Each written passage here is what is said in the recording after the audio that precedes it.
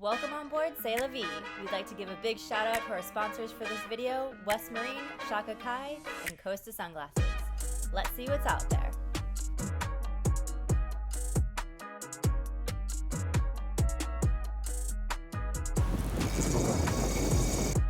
If you missed last week's episode, it was Mahi mayhem, where we did a lot of fishing and caught the biggest Mahi of Steph's life. We also did a lot of diving and found some exceptionally clear water for Panama, along with a lot of snappers. This episode, we're linked up with Pesca Panama, and we're going remote. Now get comfortable, take a deep breath, because we're about to go diving.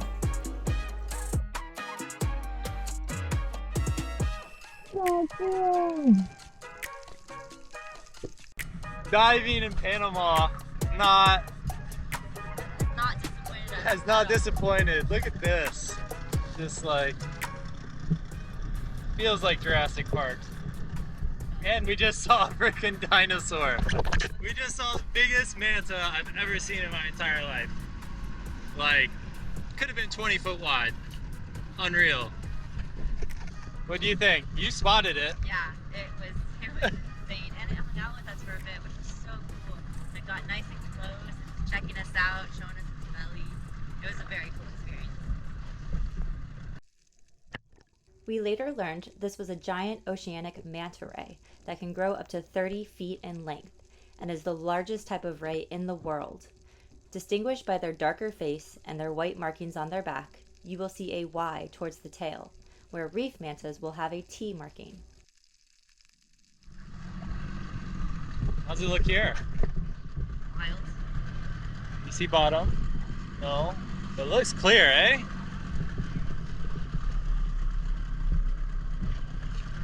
Maybe just go around this turbulent point and then we'll just drift, see what we see. We'll see what we see. On the reef, sometimes I'll use a throw flasher, which is a small piece of PVC with reflective tape. I'll drop it, and as you can see, the fish like it. So I'll go down, retrieve my throw flasher, and I like to lay on the bottom and see what swims up. As you can see, there's a wide variety of species to pick from. Let's see what I select.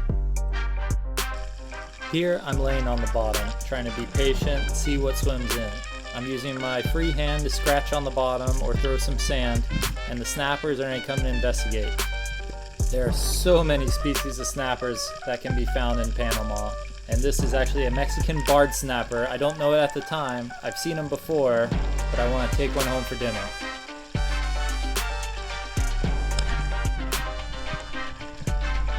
I do my best to keep them out of the rocks. One of the many great things about Panama is there's no ciguatera here, so we're not at risk getting sick with the snappers we're eating and the larger fish.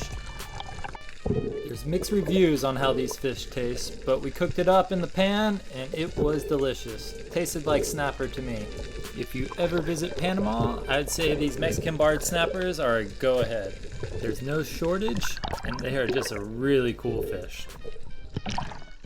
Woohoo! That's a crazy type of snapper they have here. I've seen them before though. Weird looking fish. Wow, cool snapper. Saw some cuberos, passed on them. Steph saw them. I passed on him. It's crazy looking. It is crazy looking. Interesting. We'll have to go look it up. Now it's Steph's turn to get a fish. Even though we've left the Bahamas, I still prefer to use my pole spear. So I made a drop with my pole spear, was looking around, and all of a sudden some weird looking fish swam up. I didn't know what they were, so I decided to surface and talk it over with Cole.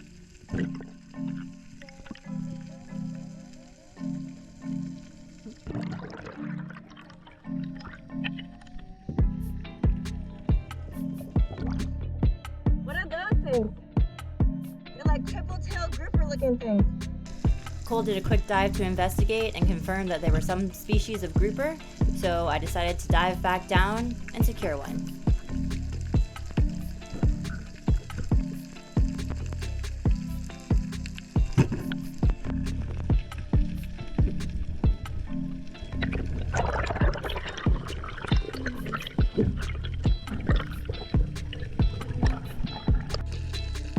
After a little research, we found out they are called leather bass, and we confirmed it with our friend. Oh, that looks so tasty.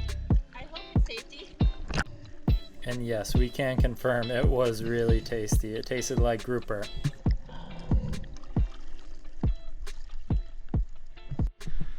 All right, Steph. What just happened? You shot a grouper. I think I shot a grouper. I'm not sure, but I have like a rule that if you don't know what it is, you shouldn't shoot it. So I just completely broke my own rule. Yeah, you listen to me. Yeah, I did. All right, I think I would have probably. I wanted one. Yeah, but I do like grouper, so I hope he's delicious. Might be some fried fish. Yummy.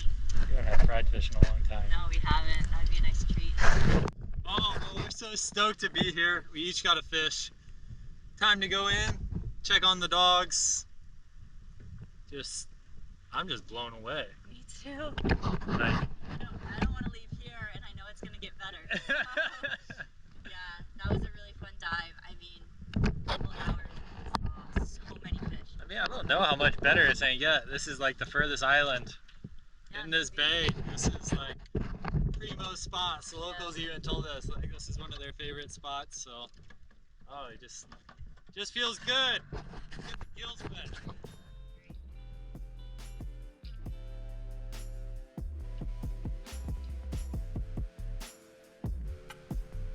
Look, there's the snappers right there, chasing Finn. Look at all the snappers.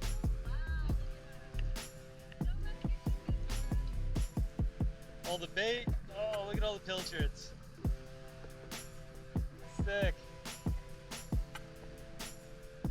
You could lift it up. We're here. Look at this spot. Oh, yes.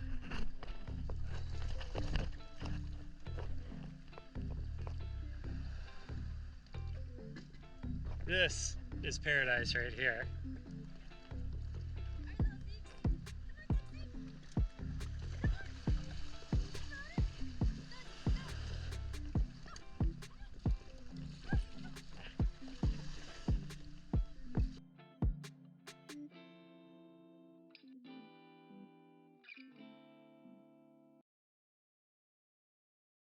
So we're on anchor here, and we got a freaking African pompano underneath the boat. I was de-rigging my baits because I need a re-rig for tuna, and yeah, let's see if we can catch it.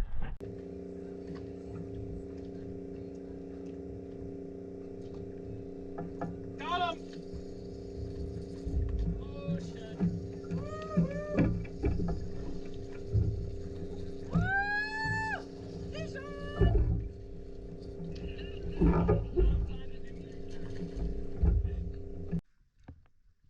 So cool! What'd you catch it on? Nice.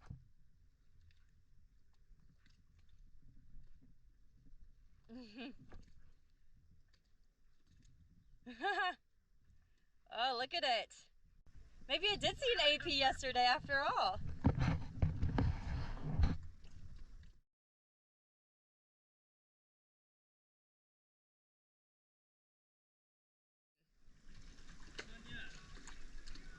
Is he hooked well?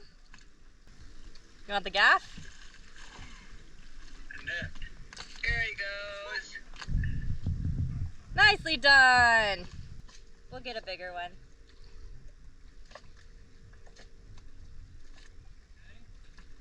Good job, little buddy. After a couple weeks exploring, just the two of us, we had some friends, Adam and Linz, join us. First fish! Freaking love it! My duck's all caught in this right now. Woo! Nicely done! So stoked for you? That's gonna be a sushi fish. Nice. Crazy enough, everywhere we trolled in Panama, even when it was shallow, we would run into giant mahi, and they are always welcome on board when we don't have a lot of fish. A big bull hit the small rod. Since it's Lindsay's birthday, it was her turn, and it was a big fight because we had both sails up and we were going quite fast. Steph was on the wheel and we tried to reel him in. Keep them coming.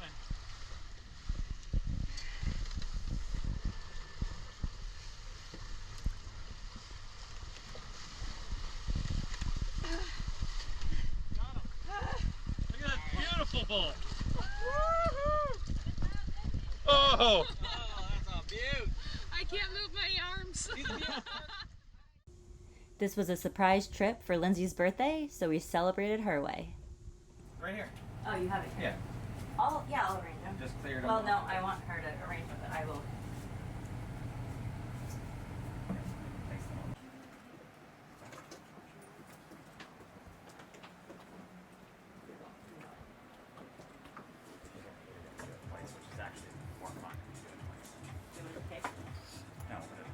Dinner for one, Finn. Finn. No. That's not your seat, homie. Wowee.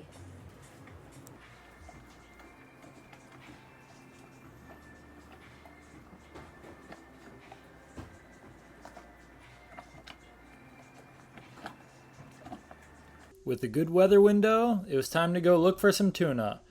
With Pacific Panama rafted up on C'est La Vie.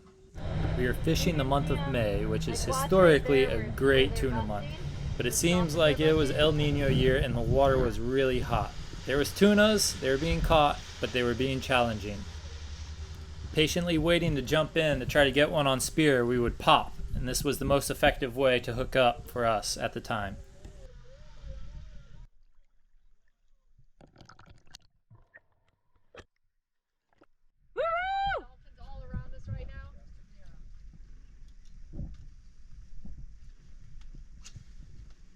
On Joey's lure.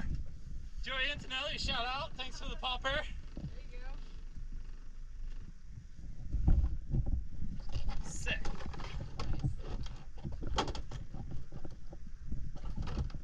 One after yours. Did you see that?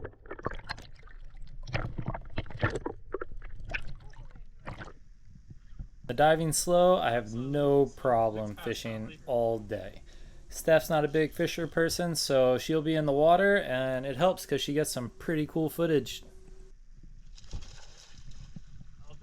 That will do. Beautiful. Good job, babe. We caught a few more tuna, but the diving just seemed to be slow. There was no spinner dolphins, which are the most common dolphin the tuna are with. Good With job, poke guys. bowls and sashimi secured, it was time to go to the reef and goof around, fishing and diving. We were graced with some incredible visibility and awesome wildlife like this sailfish.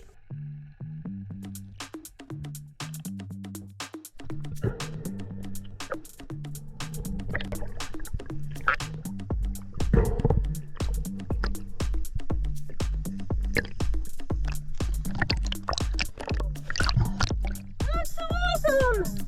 Ruby, you're such a good swimmer!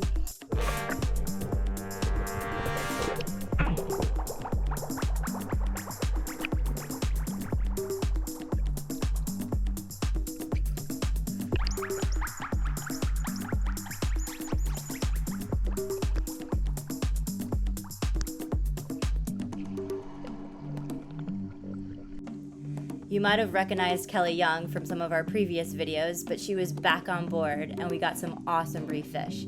If you want to see what we ended up landing, you'll have to head over to her channel to check it out. When we weren't offshore, we were diving inshore, exploring these beautiful island groups. We found some insane structure, and it's a perfect place to sail. Crazy enough, we were the only sailboat. Once again, we completely lucked out, and the visibility was really good for Panama. Here are some friendly golden trevally you've probably seen throughout the video, and here are some milkfish that are actually at a cleaning station. Cool looking fish that look like a shark combined with a tarpon. Okay, maybe we did come across another sailboat, but this one was underwater and sunken.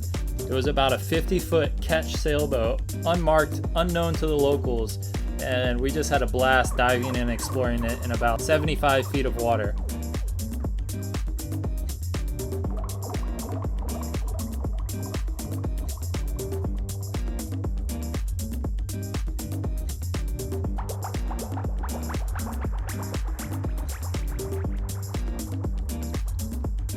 I had a lot of fun exploring all the nooks and crannies, and there's a few big cuberas hidden in there.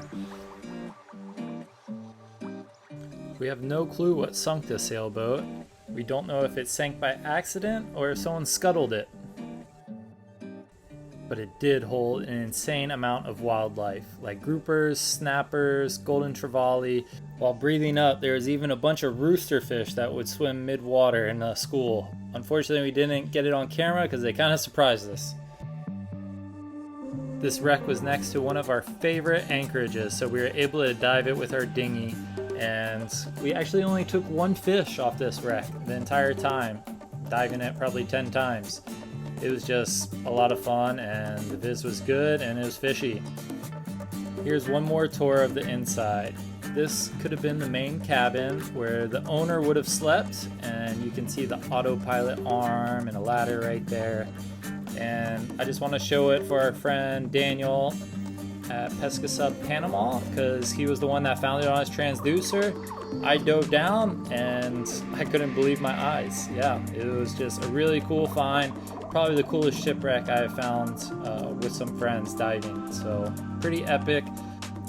You can see the wheel right there. Pretty much everything's intact, so I think it may have sunk by accident or they hit a reef. There's a lot of uncharted stuff there, so who really knows? Getting to the mainland is actually quite challenging where we are, but thankfully we ran into Spearfishing Panama, and they were very friendly. They helped us with Zeke going to the vet, helped us with laundry, and they had a great place to eat hidden on this beach.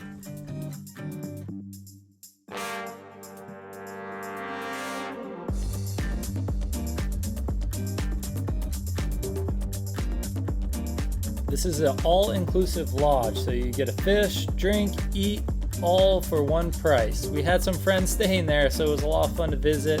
They have an awesome owner, and yeah, I just can't say enough good things about it. It's a beautiful place, awesome fishing. Isla La Paridas, man, it has it all. And there's plenty of tuna, so let's eat.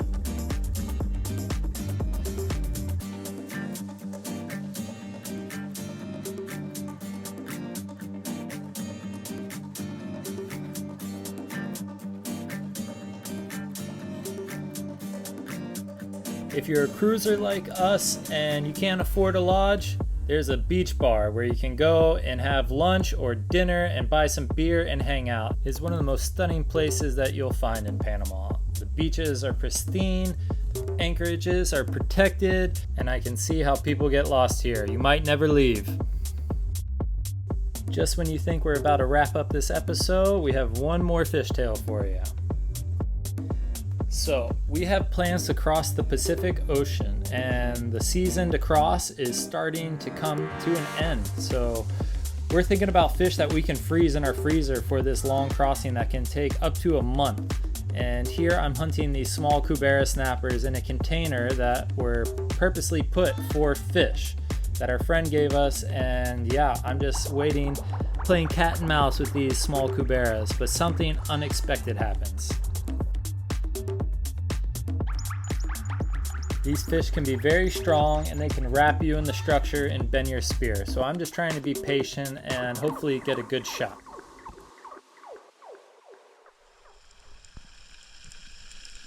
Trying to anticipate these fish going in and out of these holes and get a nice good headshot so that they don't struggle or suffer.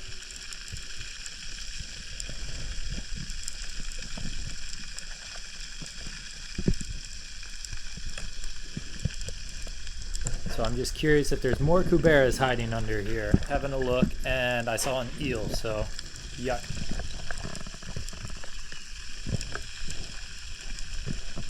So if they're not under the container, they must be in it. So I anticipate a shot. And what do I see? But a big snapper. I was not expecting a snapper of this caliber, but I had a perfect headshot, and I instinctually took it.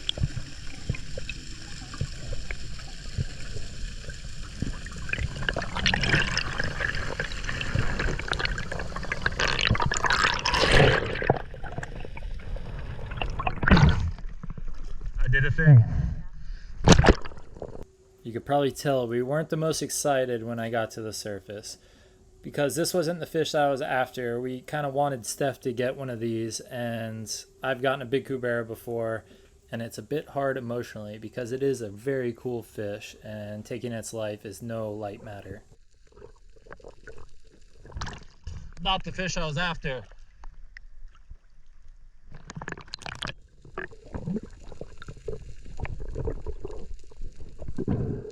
As you can see, Steph wasn't very happy with me, but we brought the cooler to fill up the freezer for our crossing, and this fish did exactly that. No, we ate every bit of this fish, and it lasted deep into our Pacific crossing. Our time in Panama is coming to a close, so up the river we go. So far, we've only had one mini meltdown. Not bad. We were putting words in each other's mouths. For those of you who ask if Cole and I ever argue or fight, yes. We live on a boat together. What do you expect? People ask me that all the time. Yeah. It's not always easy, but it's always worth it.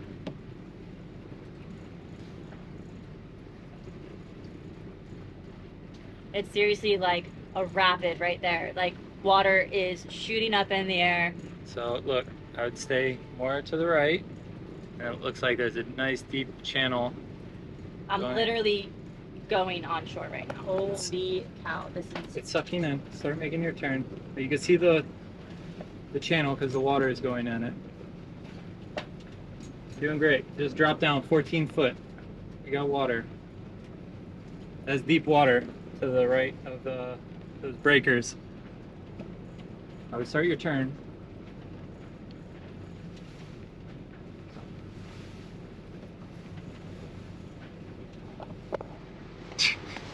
We've never done anything like this. Wish us luck. Yeah, I'll bring it back to you, Steph, but here's our navigational chart going over land.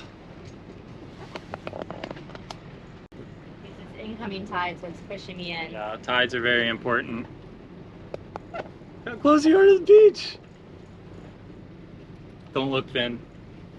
You'll get excited. We're in 20 foot. Go figure. Definitely not going to do this at night.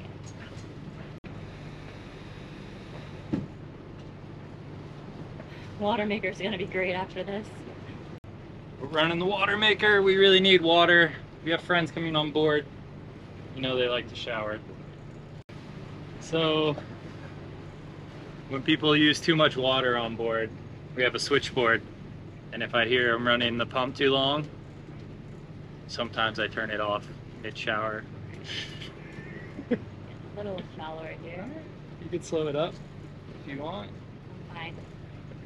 You want it this way? No. No, no, no. Like this? Oh, yeah. No way we would find our way in here by ourselves. No. We wouldn't even get close.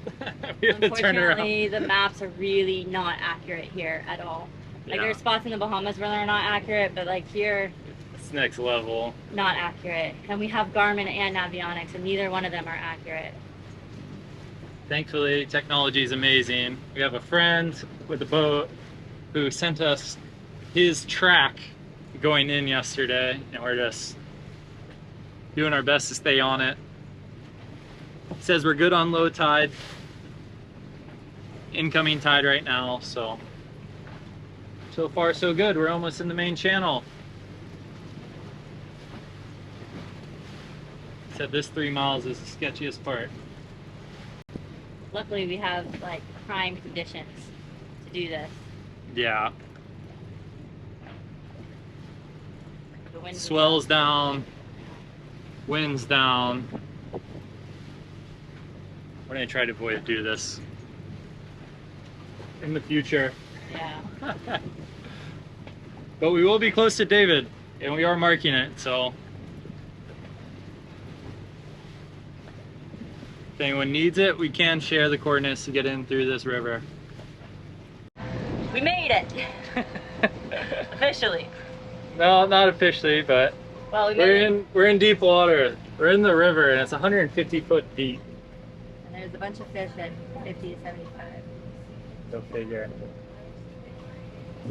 I want to see a crocodile. Manifest it. I think they would be on this beach. Pups are hot.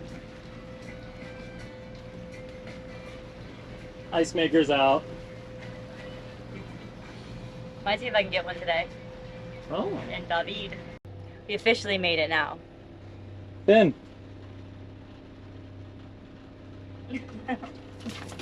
Fins come. So this is where we're going to be anchoring for the night. We're probably the first catamaran sailboat to come in here. Off the charts. Steph and I just want to thank you all for watching, and next episode we're going to embark on our biggest endeavor ever. We're going to try to cross the Pacific Ocean on Sail La Vie with an epic crew, and it was pretty eventful, so we hope to see you there. Thanks for watching. Please like and subscribe. If you've come this far, I'm sure you'll check it out. Thank you all.